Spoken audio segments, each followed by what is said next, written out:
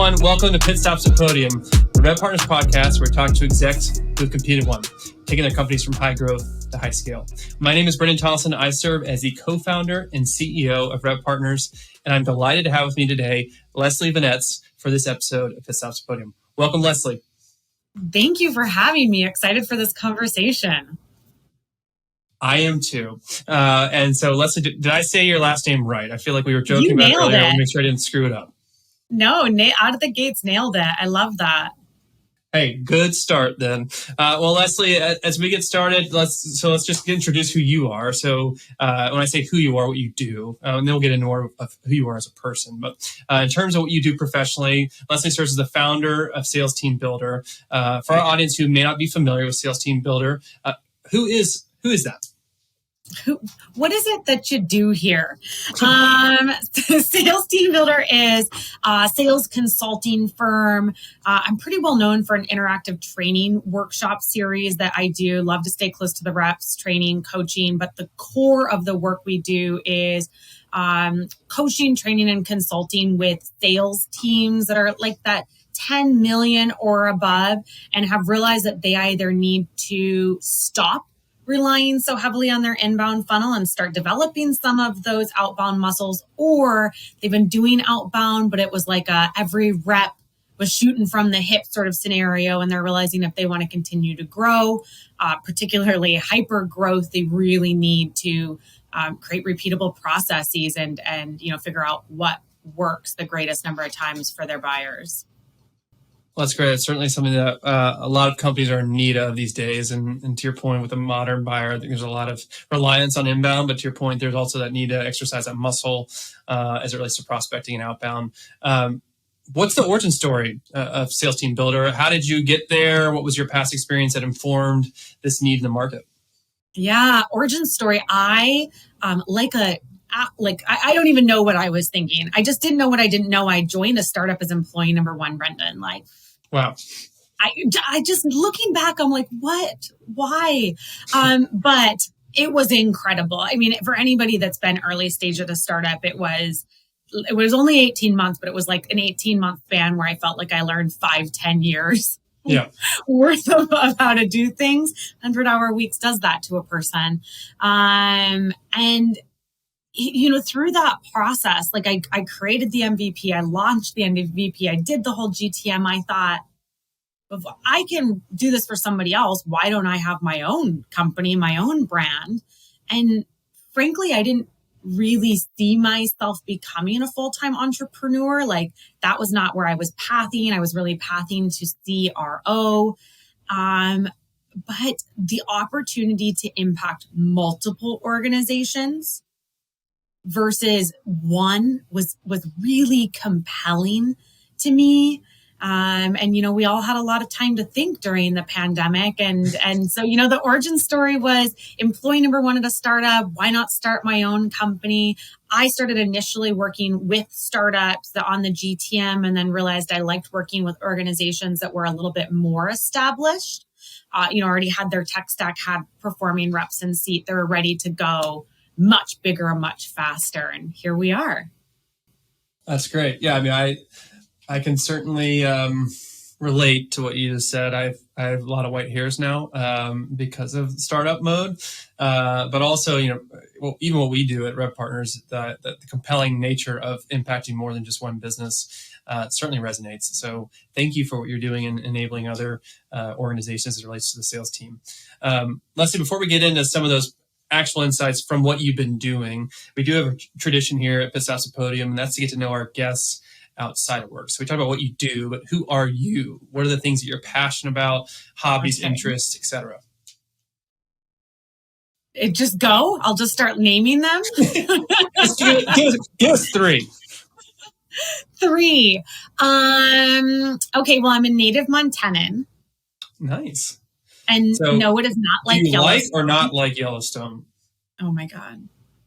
Not the national park. Let's just be clear. The TV show. No, do Montanans think it's garbage, or do they enjoy the spotlight they're receiving? No, I think they generally like it. And I don't watch it, but after the first season, they actually started filming in Montana. So I think they especially like it because Montana is just drop dead gorgeous. And then you see places that you've actually been as a local. So I think that's pretty cool. But in the couple of episodes I have watched, it doesn't seem to be an accurate reflection of the place that I grew. We don't frequently murder people in like fits of drama. So I'm lukewarm on the series. But I'm a native Montanan. It's the last best place. Everybody needs to go. That's my pitch on Montana. I am an avid reader. I love reading. Nonfiction, sure. I run a business book club, but I'm also a sucker for fiction. I have like a real soft spot for Agatha Christie, like anything murder mystery. I love fantasies. I love historical fiction.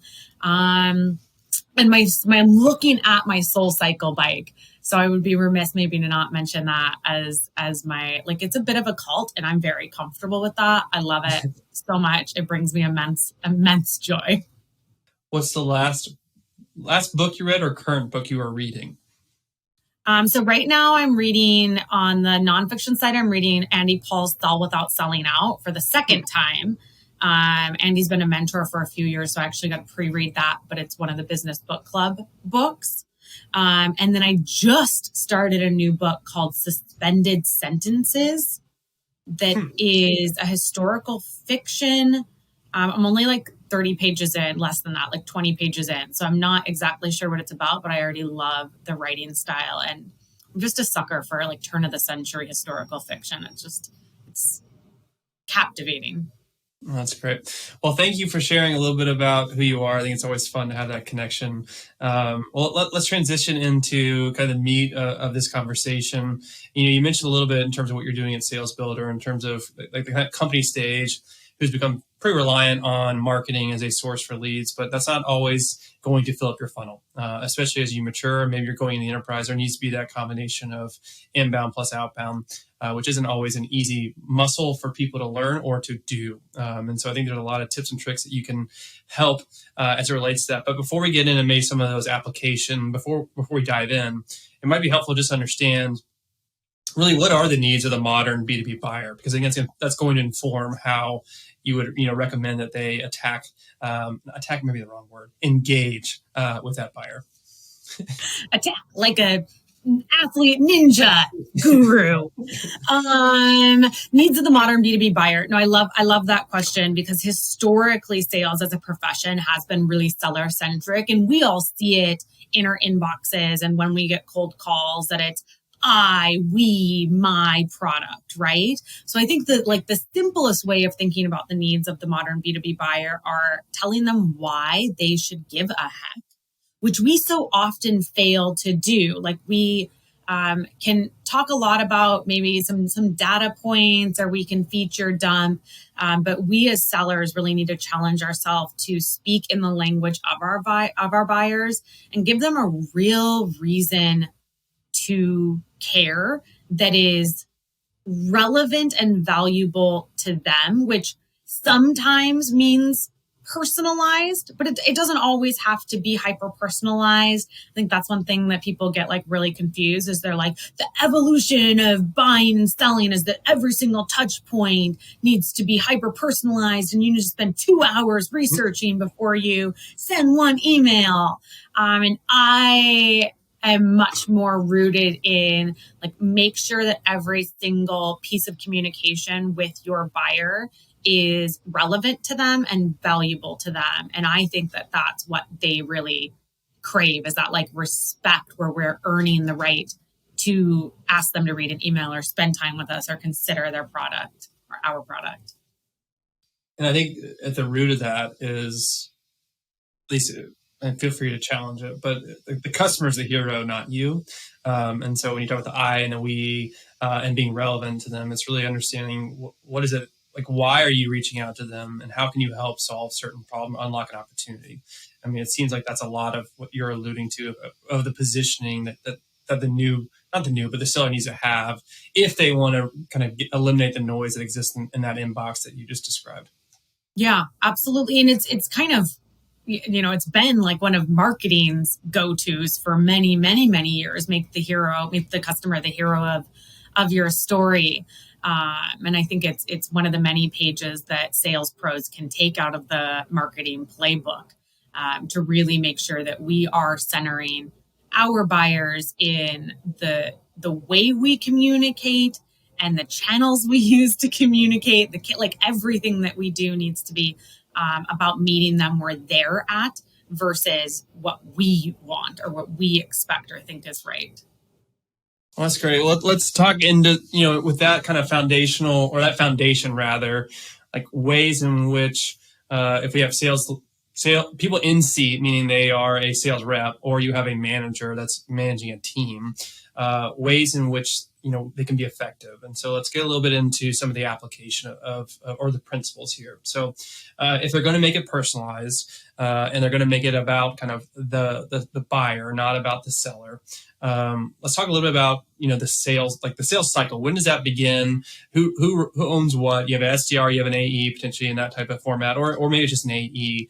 How do you think through kind of the origination and the cycle itself? Yeah, so absolutely has to begin with the SDR. I mean, that for most customers is if you're truly running like maybe starting mid-market, but certainly if you're running like enterprise outbound, often the first time that they're meeting your brand is going to be in this cold outreach from an SDR, because you probably aren't running heavy like dark social or PLG or, inbounding. Even if you are, it doesn't matter. Your SDR certainly needs to be empowered to create, those relevant, valuable touch points. As a starting point, I think a couple of good rules for people to keep in mind, because it's really easy for like influencers on LinkedIn to talk about, how everything needs to be hyper personalized and how, I'd rather send 5 hyper personalized emails a day than 50 this and that. And while that's great. And like, I think it's really attractive content because people are like, yeah, me too. Like sales is still to an extent a numbers game. Like if you want a full pipeline, you need to be actively reaching out to enough prospects that you're catching the right prospect with the right message at the right time for them. So I think what that means at the very beginning of the cycle, Brendan, is helping your reps really understand what the challenges are for the folks that they're reaching out to, so that they feel empowered with the why is it important to them, and then the how do we solve it related to that, versus the what do we do, because so much outreach is just centered in like the here's what we are, what we do. I don't think that means you need to research every single prospect for an hour before you do outreach, but I do think that the companies that come out ahead in the lens of a recession, maybe even like not in that lens, will be folks that spend extra time either deeply segmenting their territory.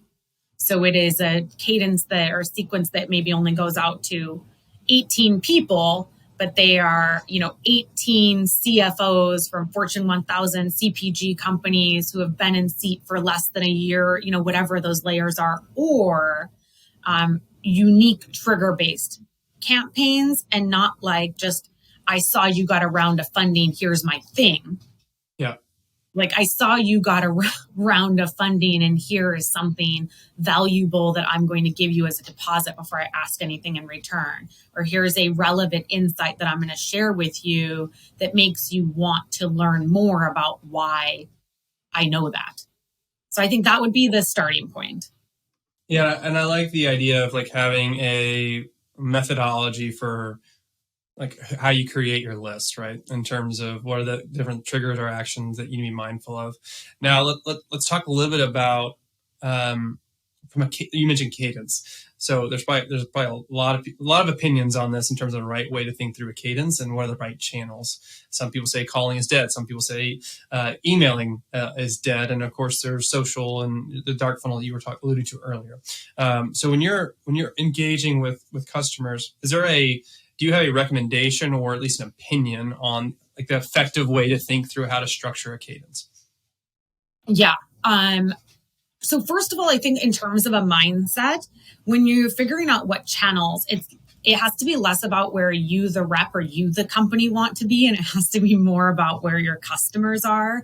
And I think we so often lose that. Like, so often on LinkedIn, you see reps that have been entirely in inbound roles talking about how they would only outbound on social, like email's dead, cold calling's dead. And I think some of it's just like the naivety of youth and not having done multiple types of sales in different sales environments.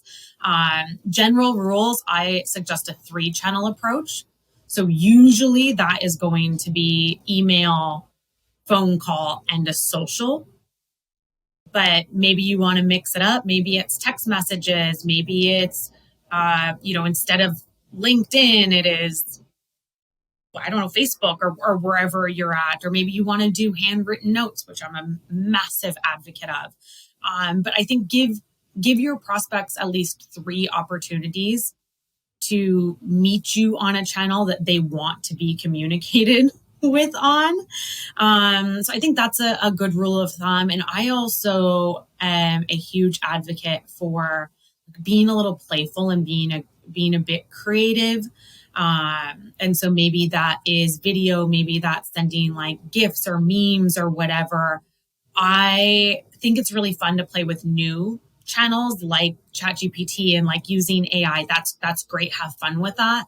But also remember that as everybody else is rushing to those new channels, they become saturated really quickly. Like we saw with LinkedIn InMail at the beginning of the recession, 40% uptick, all of a sudden it became white noise.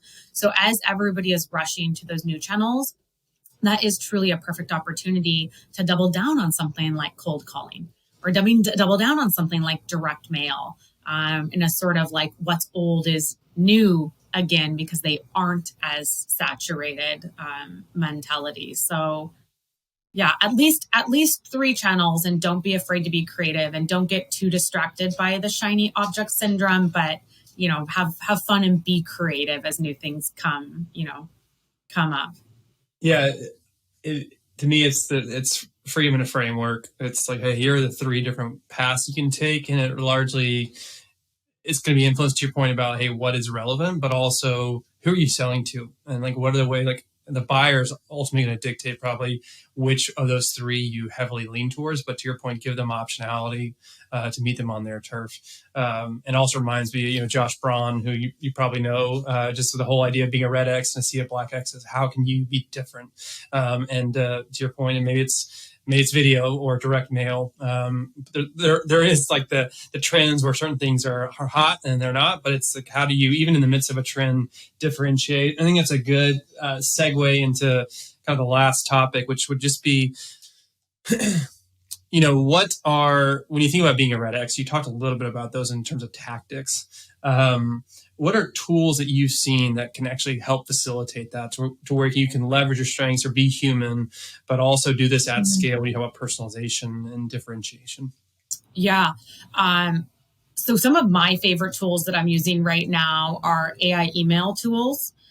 When I'm building copy for myself or for my clients, I put it through Reggie.ai, Lavender, and an old school tool that I've been using for over a decade called Boomerang by Baden. All of them have freemium options. Like there is no reason that any sales or marketing or customer success professional should not have at least one of those plugged into their inbox and be utilizing the freemium option. Like Boomerang is just free. Like it's not freemium where you get 10 or whatever, it's free. So that's huge for me. I don't understand why everybody isn't doing that. I also use a tool called Humantic.ai, which I think is a new evolution in personalization.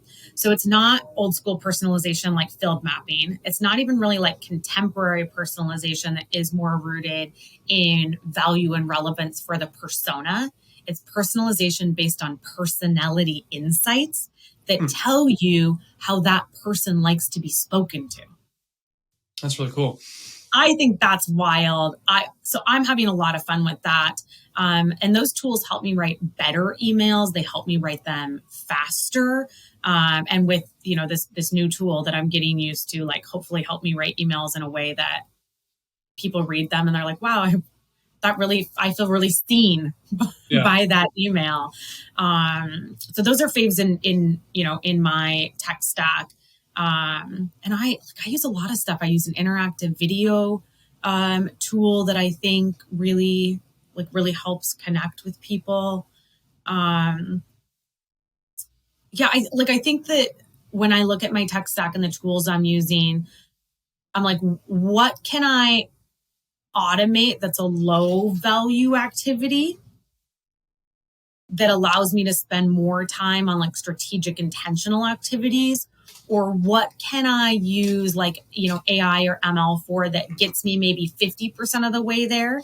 Mm-hmm. So I'm not staring at a blank page, and allows me to spend extra time like making sure that the message and the channels and the timing really work for my audience. Yeah, I love that. It's like, what can I automate that anyone can do to allow me to focus on the things that only I can do? That really goes the extra miles. That's great. I have a real automate, delegate, or eliminate. I have my whole checklist. And if something stays on it for more than 2 weeks, I either have to pay somebody to do it for me, or I cross it off and have to admit to myself that it just is clearly not that much of a priority. So anything I can automate in advance of getting to my mental stalemate is a win for me. Yeah, it reminds me, my CEO tells me almost every day, every yes is a no. And so we have to your point, automate, delegate, eliminate, for us to focus only on the things that we ultimately can control or should be prioritizing rather. As we kind of wrap up, final lap question for you, Leslie, is this can be a daunting initiative or task for somebody. What is if you say, hey, word of encouragement for people that are looking to take on this tactic, but what would you tell them? Why is it worth it? Or what is an easy step they can take? Why is it worth it is pretty easy, because you are going to ultimately sell more, tighten your sales cycles, tighten your conversion ratios. So there's a clear revenue and margin play. But where to get started, I think, is a much more challenging question, because it is big. And to your earlier point, if you just Google it or you pull up LinkedIn, you're going to see a lot of conflicting opinions. So 2 pieces of advice. One would be to plug into communities where these conversations are happening. So whether it's listening to podcasts like this, or getting into a Sales Hacker or Rev Genius, or those communities where you can easily tap into that expertise and external perspective, powerful. And there are also a lot of templates to get you started from companies like Reggie or like Gong or you know what I mean? Reputable companies that have tested templates that they just give away for free. So don't start from scratch. You should never start from scratch. Go out and figure out what's worked for other people, test it, and then you can iterate from there. And it's going to you're going to leapfrog at least a little bit by doing that. I love that. It's don't do it alone. And there are places that you can go, or you could just hire Leslie, which is also an option. So I'll try to tee it up for you. So I'll just say it the for call you. to action. Yeah. So with that in mind, Leslie, what are ways in which our audience can engage with you? Are there channels they should be mindful of? You don't have to give your email, but where can they find you? Yeah, absolutely. I post on LinkedIn every single day. That's just my name, Leslie Venetz. I also create on TikTok under the handle Sales Tips Talk. So if you prefer video instead of words, you can find me there. All right, Leslie. Well, thank you for stopping by. I really appreciate your insights on this topic. It's a fun topic, hotly debated, and it's always good to hear from people as their opinions on how to run this effectively to ultimately scale their organization. So thank you so much. My pleasure. Thanks for having me.